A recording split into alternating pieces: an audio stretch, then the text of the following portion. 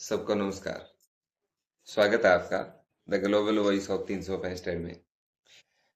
तो वैसे मेरे को पता है मेरे सामने जुड़ने वाले मेरे सभी फ्रेंड्स जो हैं वो बहुत ही विद्वान, उच्च कोटि के बुद्धिमान और अच्छी राजनीति में पकड़, विश्वास और जानकारी रखने वाले लोग जुड़े हुए हैं मेरे साथ।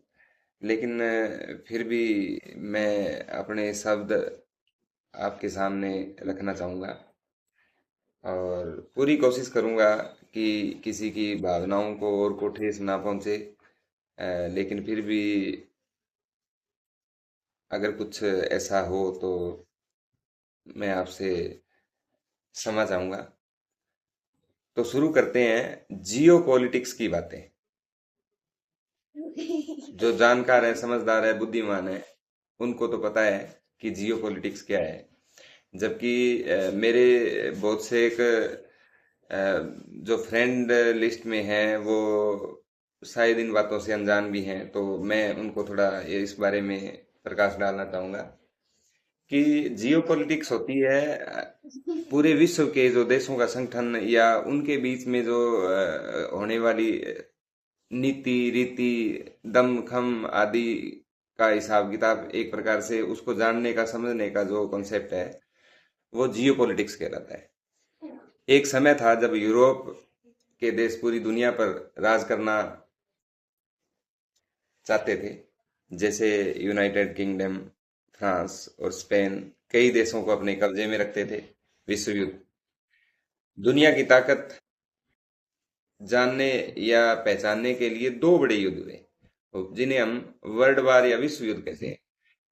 एक 1914 से 1918 तक 4 साल चला और दूसरा हुआ वर्ल्ड वार 1939 से 1945 तक।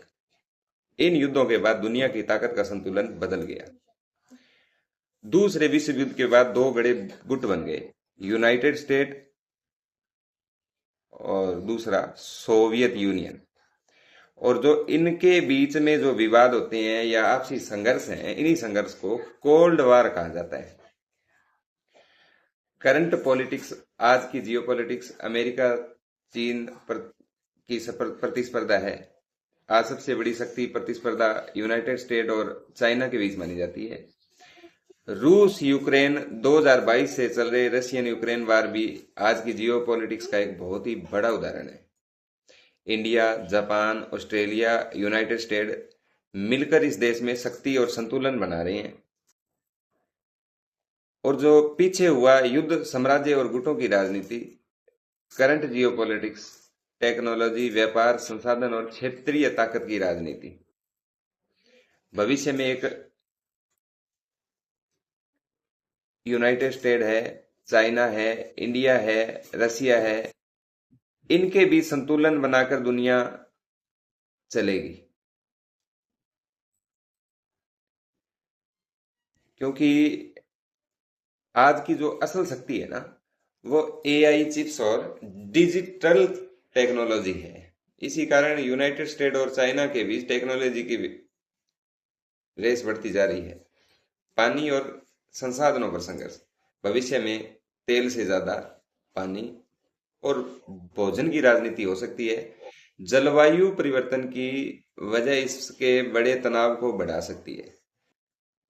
जब अंतरिक्ष भी नई जियोपॉलिटिक्स बन रहा है, जैसे स्पेस, नासा और कई देश के स्पेस टेक्नोलॉजी आगे बढ़ रही है, छोटे छोटे देशों के समूह बनेंगे, बड़ी ताकतों का संतुलन बना रहेगा। यानी एक लाइन में कहें तो भविष्य की जियोपॉलिटिक्स है ना, वो संसाधन और वैश्विक संतुलन पर आधारित होगी। तो ये थी जियोपॉलिटिक्स पर एक छोटी सी चर्चा। उम्मीद है मेरे दर्शकों को ये बात पसंद आएगी।